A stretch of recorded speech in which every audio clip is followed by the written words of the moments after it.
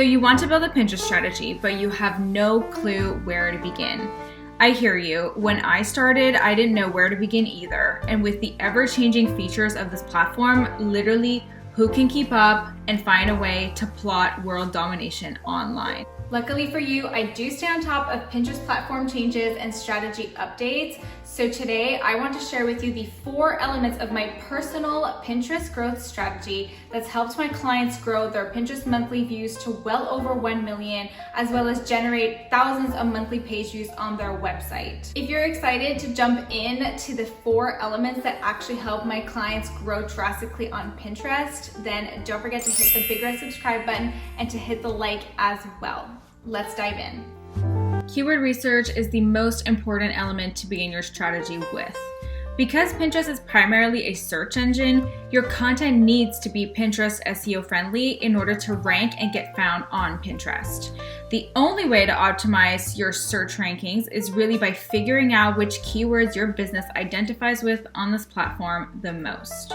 So you want to figure out the categories and the subcategories within your business first. Write them down, analyze exactly what it is that your business is about, and make sure you see it firsthand on paper. These will be the keywords that you are going to use as the base of your keyword research on Pinterest. Now, I won't sugarcoat this. Doing keyword research takes time, thoughtfulness, and it takes a lot of intention. If you haven't actually seen my video on how to do keyword research, it'll be linked in the description box below, and it teaches you the 5 different ways that you can do keyword research on Pinterest. However, once the keyword research process is completely done, this will help level up your strategy and will set you up for the second element of this strategy, which is optimizing your profile. Now, if you did your keyword research right and you start optimizing your profile the right way as well, this can increase your monthly views by at least 500%. I've seen this on client accounts myself. Once I go in there with the right keywords for their business, the right subcategories for their business, and I implement the right optimizing tools for their account, I see their account grow drastically. Optimizing your account actually comes down to the 4 crucial elements across your profile. So the first one, the display name. The second, the profile description. The third, the board titles. And the last one are the board descriptions. Now, some people will tell you that board descriptions are useless. However, whenever Pinterest gives you a section on your profile to add keywords, you want to take advantage of that. Every little bit helps. Let me tell you, once you bulletproof your account, it is going to make it so much easier for your pins to then rank in the algorithm later. Comment below if you've been told in the past that board descriptions are not necessary. Now that your account is completely optimized, your next step is to actually start uploading pins. In full transparency, using a scheduler like Tailwind can really help increase your reach, your growth, and your overall success on Pinterest. And when I started my Pinterest strategy 3 years ago for my blog, Tailwind is probably the single most important element to my strategy at the time, because although keywords were always important, Tailwind was able to distribute my content to the right people and put it in front of the right audience. If you don't have an account for Tailwind, you can check out the link in my description box below. 2 of the reasons why I absolutely love Tailwind in particular is because 1, it actually will publish your pins at the most engaged times of your profile. So whenever your audience is the most engaged, Tailwind knows that, and that's when they'll publish your pins. As well, you are able to use Tailwind to schedule 1 pin to multiple different boards. Personally, for every pin I decide to publish through Tailwind, I do not pin it to more than 3 to 5 boards. Normally, I stick to that range, because or else you could be over pinning unnecessarily. And lastly, I also like to set my Tailwind schedule to between 8 and 20 pins a day. Now, that sounds like a lot, but really it's not that much, because for every pin going to a board, that counts as 1 slot in your day. So for example, if you're pinning 1 pin to 3 boards, then that's considered 3 different pins out of your 20, your 8 or your 20 in your day. If you need help on Tailwind and you need just like a Tailwind tutorial, I do have a video that you can check out in the description box below as well, that teaches you exactly how to post a pin on Pinterest, as well as how to post a pin through Tailwind. Now, let's talk about which type of content that you can upload on Pinterest. This comes down to figuring out your end goal as to why you want to use Pinterest and where you want to direct traffic. Let's say you have a YouTube channel and you would like to direct traffic to your YouTube channel, then that is going to be the medium that you're going to use to do that. Let's say you have a blog and you want to direct traffic to your blog, then you're going to use all of your pin slots to drive traffic to your blog. But at the end of the day, you have to decide where you want to drive traffic to. And I highly suggest limiting the different amounts of social medias and personal platforms that you drive traffic to through your own personal profile. The reason being is that you end up diluting the potential traffic to each channel when you are trying to drive traffic to multiple channels. So choose one to begin with and really stick to just that one. What I like to do the most is drive traffic to blog posts. So I focus on really just driving that traffic to blog articles. And within those articles is where my clients will then do their selling. So maybe they'll have affiliate links, maybe they'll have a discount code that they would want you to use, or maybe they have their personal products that they're trying to sell through their blog posts. Now keep in mind that every single pin that you upload to Pinterest, other than idea pins, have to have these following elements. One is a Pinterest SEO title. So a title with a keyword that is highly looked up on Pinterest. Next is the pin description. You have also the possibility to add the alt text now, and you can add a link to, and then if you're uploading a video, you can also add tags.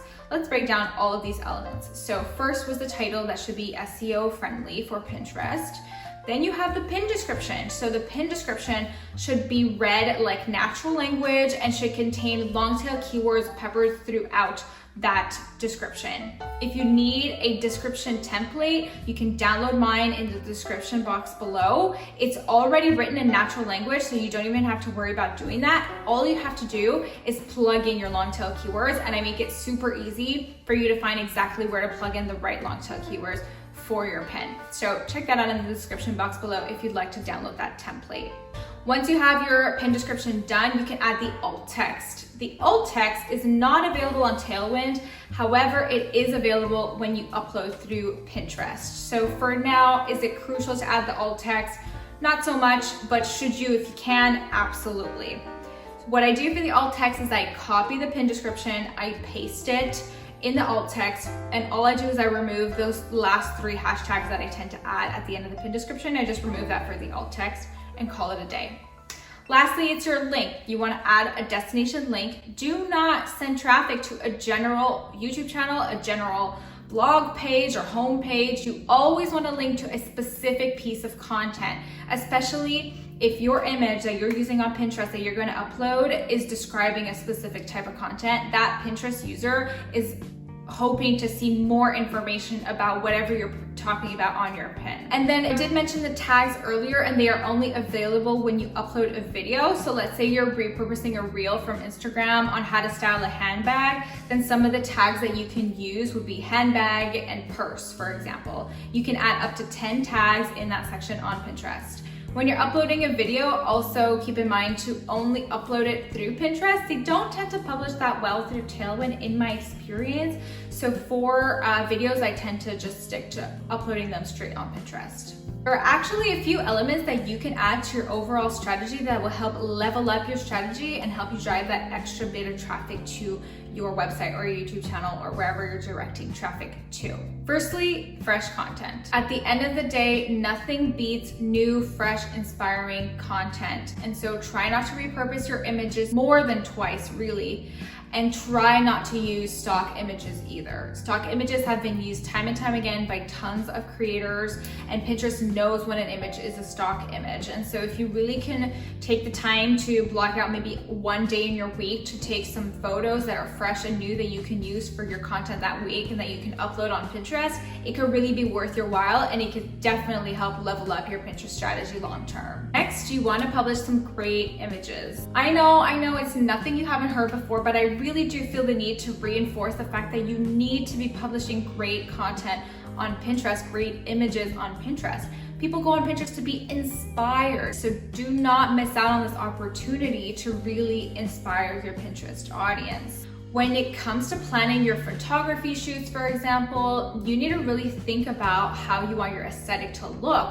You need to also consider telling a story through your pictures. If you are building a tablescape, have your photographer capture those moments, because this is something that you're actually doing. It's part of your story, and it could be a great reflection of a piece of content that you're gonna blog about later. You see, I really believe in a mixture of content when it comes to your global strategy. So I publish quotes, headshots, outfit pictures, collages, you name it. Switching it up will never get out of style. Will always give a fresh new perspective to your audience for your content as well, and will really help increase your overall brand awareness and traffic to your site. It really will be the combination of the mix that can help level up your entire strategy overall, and that's really what brings your Pinterest page to the next level, and that distinguishes you from the rest of the other influencers in your niche. There you have it, my complete Pinterest strategy guide. I hope that it helped level up your personal Pinterest strategy, but better yet, I really hope it helped shed some light on what actually matters on the Pinterest platform.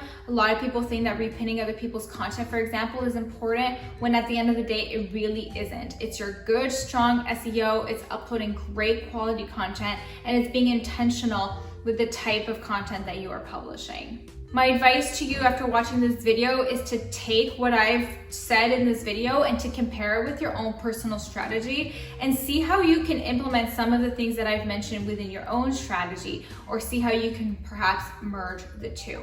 And don't forget, think this strategy through. Give it a good 6 months of consistently pinning 8 to 20 pins a day, and then decide whether or not your strategy is working for you or it isn't.